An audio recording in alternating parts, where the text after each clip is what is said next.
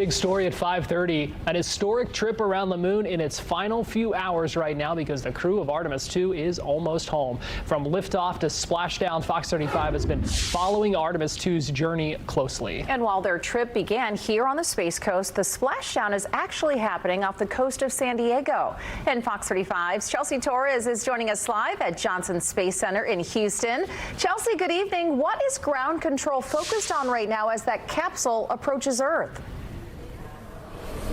Sure. Hey there, Garrett, Luann. Well, we know that NASA officials have said that this really all comes down to these final moments of the splashdown itself. NASA says that there will only be about 13 minutes from the moment the Orion capsule enters Earth's atmosphere and splashes down in the Pacific. 6 of those minutes, there will be a communication blackout, and the crew says that they'll be flying in at about 40 times the speed of sound. The G profile will actually be very similar to what it is on launch. We'll get up into the 3 Gs, just over 3 Gs on the way down for a normal entry. But if it was a ballistic, we could get up to as high as 9-10 Gs, which is what you pull in a fighter jet. But we could be doing that for several minutes, for 8 or 9 minutes. And so the G profile is going to be pretty sporty.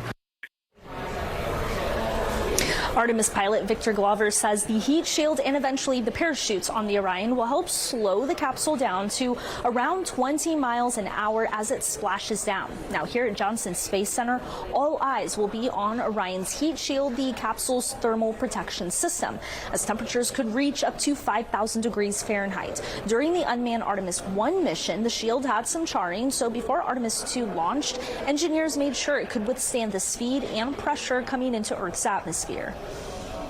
A lot of testing, a lot of verification. We're fully behind NASA's decision to go fly this heat shield.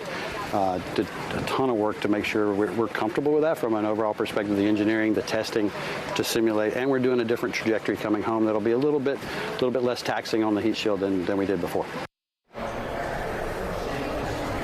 Now, throughout this afternoon, the crew has been doing a series of lists, checklists, just to make sure that the cabin and everything is prepared for when they re-enter Earth's atmosphere. They will also eventually be getting into their launch suits, those orange and blue suits that we've seen many times before. They'll continue to do some more checklists. Meanwhile, their friends and family will be here at Johnson Space Center in mission control, watching along as we watch. We're now just under 3 hours to this historic splashdown. Garrett, Luann.